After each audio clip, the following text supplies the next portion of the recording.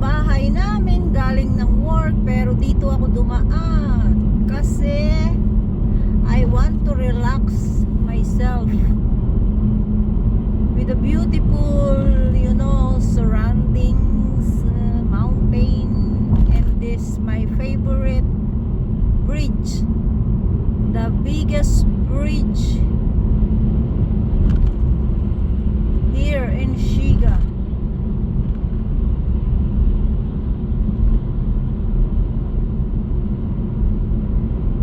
Yan. Pakikita ko lang sa inyo ang beautiful.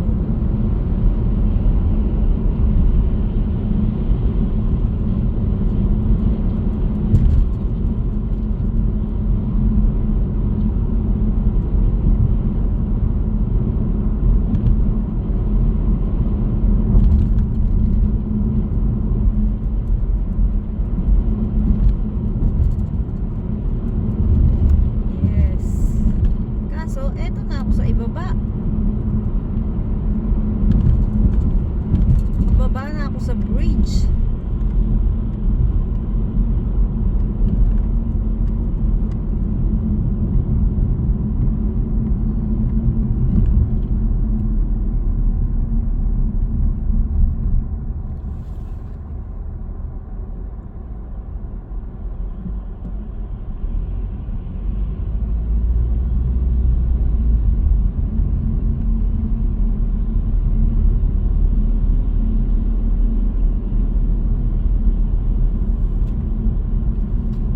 Malayo itong lugar na to. Iniikot ko lang siya. Kasi masarap mag tanaw-tanaw, mag-relax-relax pag pagod ka sa trabaho, pauwi ka. Yan. Nag-aaksaya ako ng gasolina.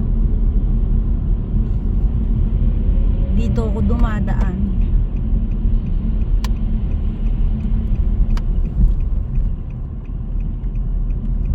Sarado pa ang mga department store. Naku, sayang. Mag-take out sana ako ng McDo. Magda-drive thru ako. Pabilis naman ako ng drive. Kaya medyo nalagpas. Bale, baka meron dyan sa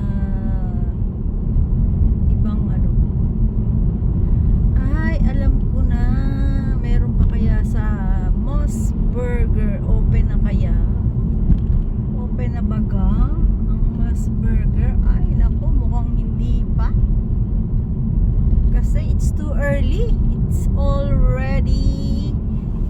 only 8 a.m. here. So in the Philippines it is 7 a.m. So very early in the morning. Dito sa malapit dito nag-high school yung anak ko akin da pogi. Malayo sa bahay kasi dito yung high school, senior high school na may international. So dito pa siya nung pumupunta. Kaya lang by train. By train siya mapasok kasi that time ay wala pa yata akong sasakyan nun. Oo nga, wala pa nga. Kaya tiis-tiis lang siya sa mahabang biyahe ng train.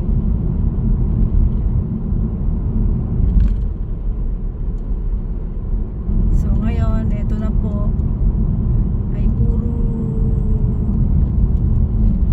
kabahayan na array. Nakababa na kasi ako sa tulay. So the beautiful view, ay naku, ayun ang Komeda coffee shop po yun, my favorite coffee shop. Kaya lang lagi naman ako nalalagpas bago ko siya makita. Anyway, good morning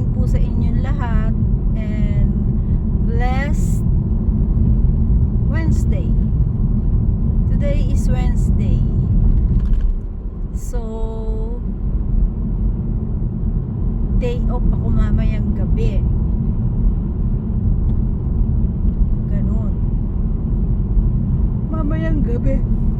Ay, naku, inaantok na ako. Sleepy na ako. Sleepy na ang beauty ko. Paano yan, mga kabayan, mga kabuhay, mga kapwa, kamag-anak, kaibigan, kapatid, kaklase, teacher, ay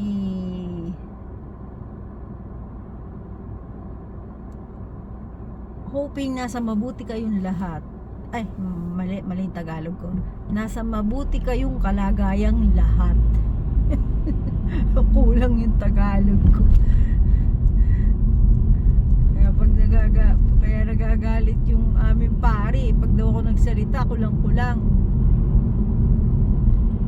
Kasi naman sino-shortcut ko na napapagod yung habang salita. Mas gusto kong nakikinig.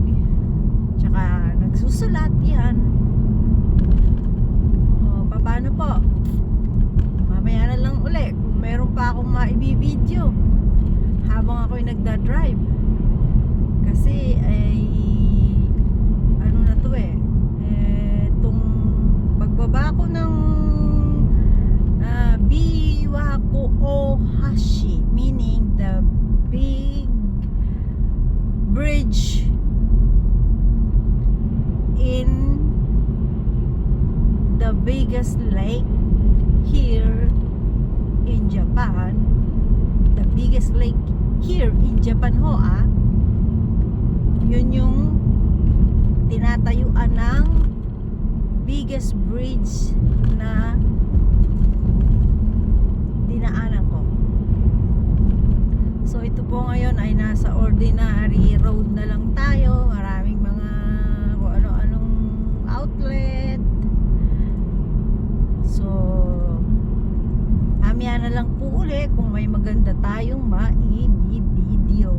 O sige po, bye bye sa inyong lahat and blessed Wednesday. Bye bye. Asa na ba yung? Okay, bye bye na ba?